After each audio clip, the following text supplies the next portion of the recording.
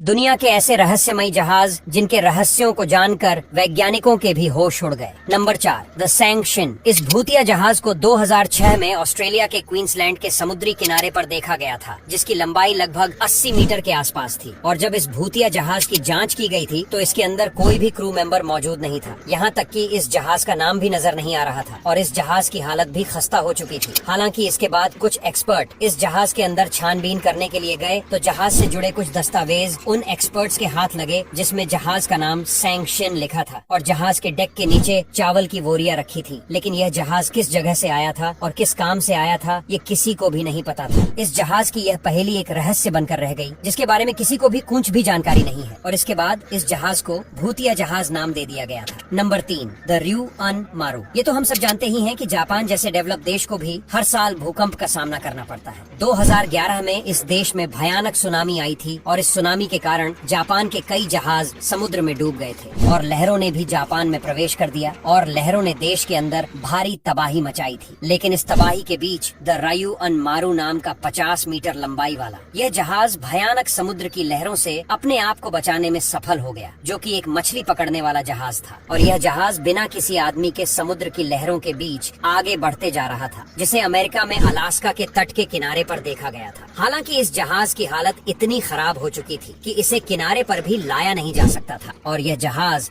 समुद्र में यात्रा करने वाले दूसरे जहाजों के लिए दुर्घटना की वजह बन सकता था। इसलिए इस जहाज को समुद्र में ही डुबाने का फैसला लिया गया। फिर इस जहाज के ऊपर गोलीबारी की गई और फ्यूल टैंक में आग लग जाने से यह जहाज पूरी तरह से नष्ट हो गया। जिस जहाज का समुद्र की बड़ी बड़ी लहरें कुछ नहीं बिगाड़ सकी, वो इंसानी गोलीबारी ने समुद्र में डूब गया। Number 2, the Myanmar ghost ship. Myanmar घूमने के लिहाज से एक बहुत ही खूबसूरत देश है जहाँ अक्सर दुनिया भर से लोग घूमने के लिए आते हैं। लेकिन यहाँ साल 2018 में समुद्र के किनारे पर एक भूतिया जहाज को देखा गया था। इस भूतिया जहाज का नाम सैम रतुलांगी PB1600 था, जिससे म्यांमार के क्रूजल गार्ड ने संपर्क करने की काफी कोशिश की थी। यह जहाज साउथ म्यांमार की तरफ काफी तेजी से बढ़ रहा था, जो एक पहाड़ से टकराने वाला था। लेकिन यह जहाज उस पहाड़ से टकराने से पहले ही रहस्यमय तरीके से अपने आप रुक गया। इसके बाद क्रूजल गार्ड की एक टीम ने इस जहाज के अंदर छानबीन की तो इसके अंदर कोई भी क्रू मेंबर मौजूद नहीं था। यहाँ तक कि इस जहाज में किसी तरह का सामान या कार्गो भी बरामद नहीं हुआ था। लेकिन जब इस रहस्यमयी जहाज के बारे में जानकारी इकट्ठा की जाने लगी तब पता चला इस जहाज को साल 2009 में तालिबान के तट पर आखिरी बार देखा गया था। ये 177 मीटर लंबा जहाज था जो कि न जाने कितने दशक से समुद्र में